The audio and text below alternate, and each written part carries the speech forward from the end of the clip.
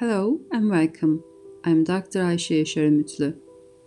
And today we are going to discuss one of my articles again, Thinking Ethical Justice in Cyber and Digital Forensics, which initiates a critical discussion at the intersection of law, technology, and philosophy.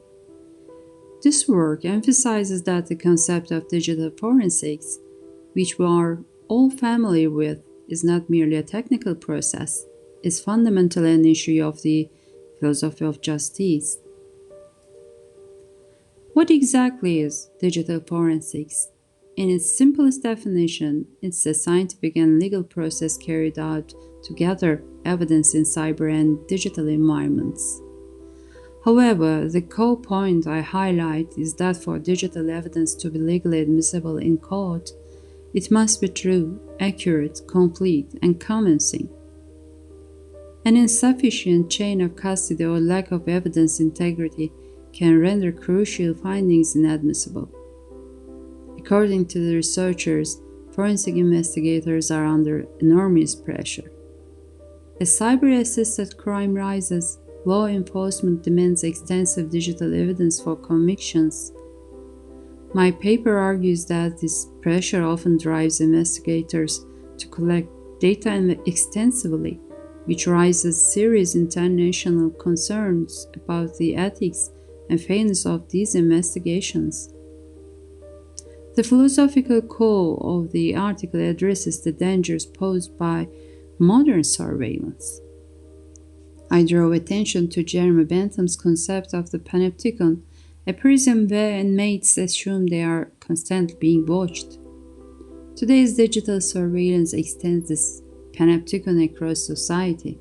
Tracking tools, cameras, and data collection create a structure where any of us could be the subject of an investigation at any time.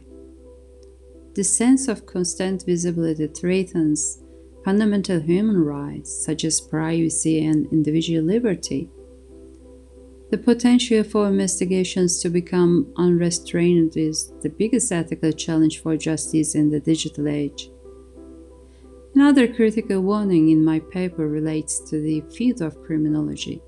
I caution against the tendency of positivist criminology to try and explain crime solely through biological factors or data-driven scientific rules. This approach risks reducing individuals solely to their data patterns, potentially labeling them as others or monsters, a modern echo of pseudo-scientific practices like face reading. Crime is a complex problem with social, historical, and human dimensions. Digital forensics must consider this critical human element, not just the technical data. The tools we use also carry risks. Digital forensic tools are often black boxes. This means we don't always know transparently how they work or which specific algorithms they use.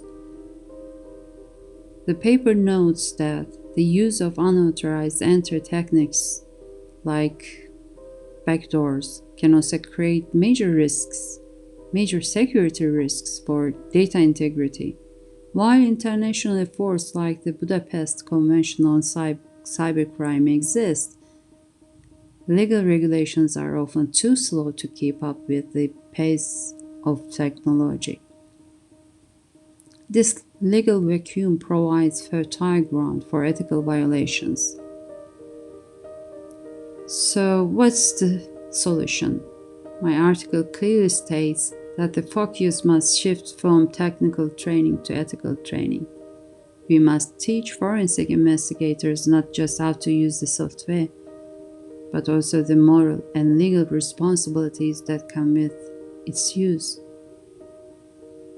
In summary, investigators must preserve the integrity of evidence, adhere strictly to the principles of impartiality, accurately report their qualifications, and critically avoid unethical practices like dry labbing, reporting results without actually conducting the tests. Digital forensics must find a balance between our need for security and the obligation to protect human rights. Consequently, the core message of my work is that we must never allow the science of catching criminals to turn into a system that violates the privacy and rights of innocent people. Thank you for listening to this brief summary of my article.